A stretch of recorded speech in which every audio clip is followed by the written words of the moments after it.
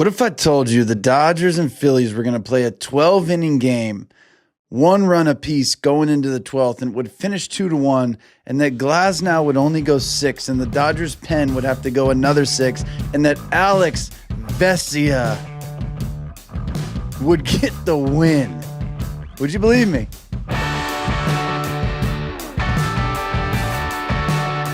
This is going to be a short show. I'm fired up on this game. Yes, because the Dodgers won, but also because it was just such a good baseball game. It was so good. If you watched the Dodgers-Phillies game, you watched an instant classic. You watched the best in the world do what they do. Both teams incredibly good at hitting the baseball. Very good offensive teams. And they went 12 innings, one run apiece, and they got it in the same inning. A run for the Phillies in, I don't know, 7th or 8th. Not quite sure what it was. I think it was the 7th. And then a run for the Dodgers in the bottom of the 7th. And drama for the next 5 innings. Relievers, closers coming in the 7th and 8th, and then going another 3-4 with other guys. Roki Sasaki, let me tell you, having a starter as a closer, Jesus, I don't know what he did. What did he go, 3 innings or 2? Let's look real quick. Sasaki, 3 innings, no hits, 2 Ks, 0 walks. Crazy. Vesia pitches the 12th. Harrison Bader, straight out of a movie. He comes in and he puts together like an 11 pitch at bat. Full count. You don't want to walk him. And Vesia with 2 outs. And if you don't know Vesia is like a walking energy drink. This dude is like injecting friggin' adrenaline into your veins. Just watching him pitch. And I kept saying on the live stream, I said, just please K him up because I want to see the energy. I want to feel the Vesia energy. And sure enough, an amazing pinch hit at bat by Bader. He comes cold off the bench with Vesia, and they go toe-to-toe for like 11 pitches, and Vesia ends up K'ing him up. And it was friggin' amazing. Amazing. And the way this game ended, tough. Just tough. You almost don't like that it ended that way, but it's part of the story. A pitcher's duel of epic proportions. We're talking how many guys threw in this game to make it a 1, 2, 3, 4 on the Dodgers side. 1, 2, 3, 4, 5. 1, 2, 3, 4, 5. 9 pitchers in this game that kept it to a pitcher's duel. 9 different guys. This wasn't one dude versus another dude for 8 innings and then the closer and somebody gives up a run. This was 12 innings of pitchers coming in, getting the job done. Stott and Trey Turner up the middle for the Phillies, disgustingly good. Sick. They were sick. Both of them. Unbelievable. It's amazing how good these guys are when you really get to see them in situations like this. And I think this is what the playoffs brings out. This is what everybody wants to see. We don't want to see the best players on the planet playing baseball. We want to see the best baseball players on the planet competing. And tonight, it was a competition. It was a grind. It was such a grind of a game, and it was awesome.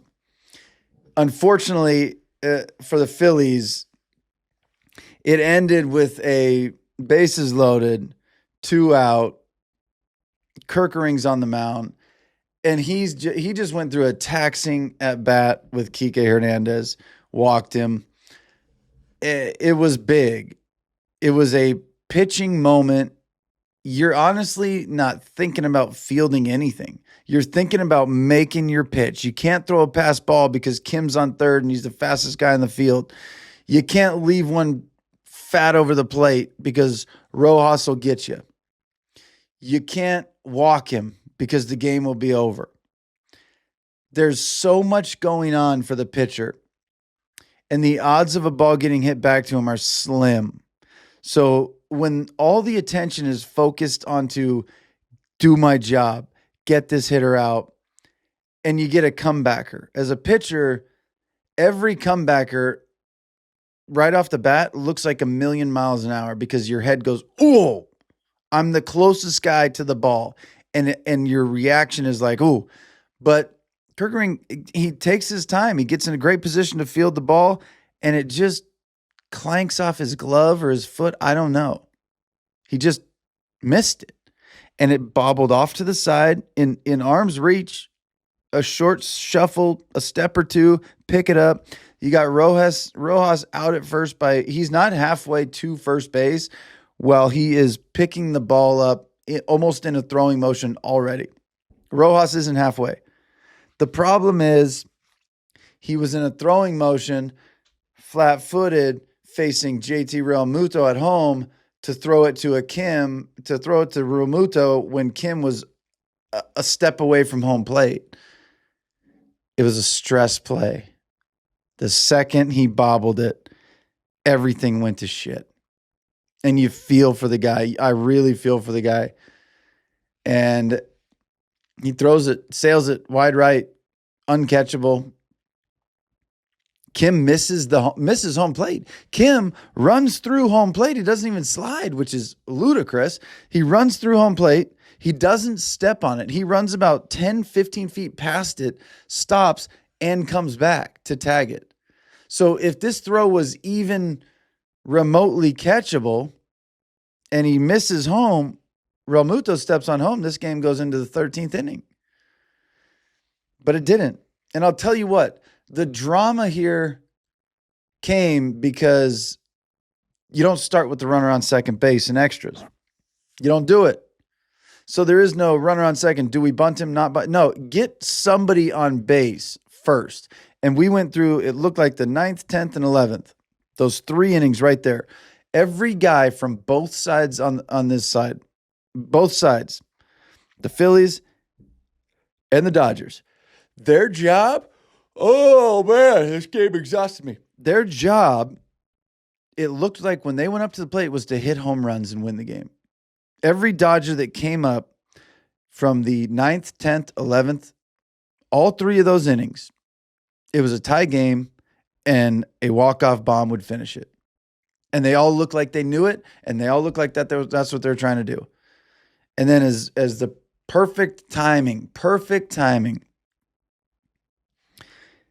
the Phillies get Schwarber, who is going to swing to leave the yard, 1,000%. They get Bryce Harper after Schwarber flies out to the warning track, gave everybody a good scare. Bryce Harper is now up.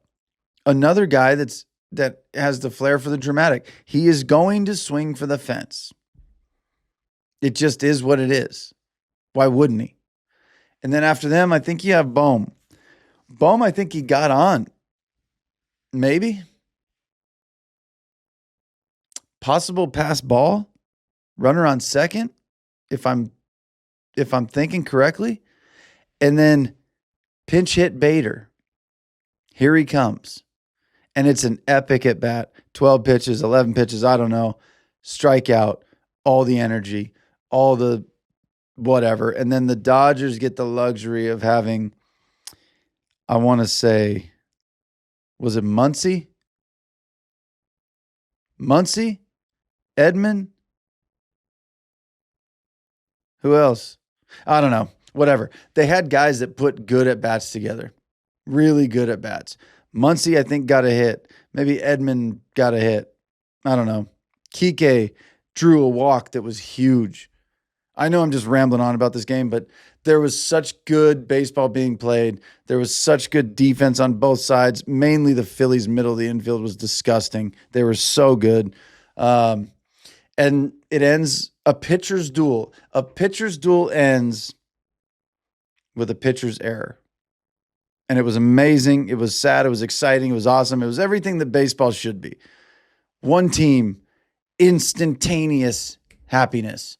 Another team, instantaneous sadness at the same time. A beautiful baseball game. Dodgers move on. They wait to see who they play, whether it's the Cubs or the Brewers. And I am the first guy to say I was wrong about the Cubs. I mean, I did say this in a podcast a couple days ago with the Yankees. 162 games tells you who you are. It tells you who you are. I didn't think the Yankees were a good team. The Yankees didn't look good. The Cubs, I said, it will tell you who you are. 162 games. For the first 80, they're the best team in baseball. For the last 80, they're one of the worst. And I believed, because the second part was the worst part, that that's who they were going to roll into playoffs. They didn't. 162 games showed us exactly who the Cubs are. They are Dr. Jekyll, and they are also Hyde. They are also Mrs. Hyde. They are Dr. Jekyll and Mrs. Hyde. They are very good, and they are not good. And which team is going to show up? Coin flip. It's a coin flip. You don't know. But when the good Cubs show up, they can win 2 games with their backs against the wall against the Brewers, the best team in baseball, in my opinion. So that series is going to a game 5 on Saturday. We got Scooble in Seattle in an elimination game for both teams tomorrow.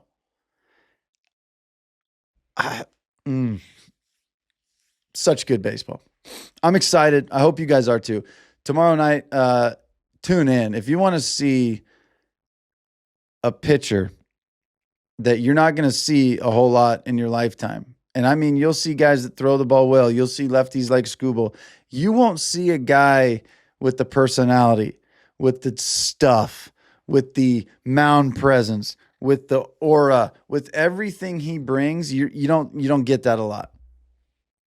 Only every so often does a player arrive the way Tarek Skubal has arrived in this league, and he is going against a team that just beat him. I think he's 0-4 against them. Beating Skubal once is hard.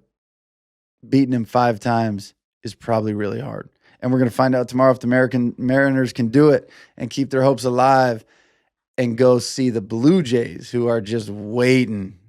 They're in the nest. They're hanging out. They're just waiting. I wouldn't want to play them. I do not envy the winner of this game having to go to Toronto to see that offense. And the Cubs and Brewers. I've said it. I'll say it again. I think the Brewers are going to win this one. But if the Cubs end up getting it done, I can't be surprised anymore because they are who we thought they were. There's a good Cubs team in there, and there's a really bad Cubs team in there, and the really good team is really good, and the really bad team is really bad, and it all depends on which one shows up. But as a Dodger fan, never mind. I'm not even going to tell you who I would prefer to watch them play because I could just see it backfiring. So congratulations to the Dodgers on, people always put it on the offense. We got to wake our bats up. Hey, 2 pitchers for 24 innings, 12 innings, but, split them in half. It makes it sound more dramatic. Shut down amazing hitters and kept them to 1 run each. And all that credit, if you ask me, when it's a team like the Dodgers and a team like the Phillies, all that credit goes to the pitching. These are good hitters, top to bottom in both lineups. And if you're not hitting, it's because the pitchers are doing their job. It's not because they're just not hitting. So a pitcher's duel that I think this league is longing for. I think this league is longing to get back to the roots of baseball, not because it's America's pastime and this is how it's supposed to be played, but it's winning baseball. It's winning baseball. Home runs are exciting. Home run baseball is boring. It's boring. It's strikeouts. It's so many things that do not entertain in between the one home run that does entertain. When every inning you're scrapping for a run, entertaining, fun to watch, the best in the world, doing whatever it takes. So I will finish with that. MLB, we do not want to see the best players in the world play baseball. We want to see the best players, the best baseball players in the world compete in a baseball game. And that's what the playoffs give us. So whether it's less games throughout the regular season, more important games throughout the regular season. I don't know how you dice it up, but give us more competition and less playing. Less talented guys playing baseball and more insanely talented guys that are baseball players competing against each other. This is the Hold My Ball podcast. Thank you guys for being here. It's been fun. I'm going to get out of here, get some sleep. I will be streaming live tomorrow. Tigers, Mariners, Game 5. Can't wait. Playback TV.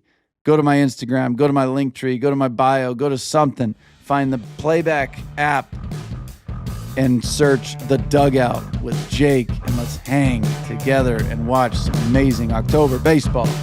We will see you guys on the flip side.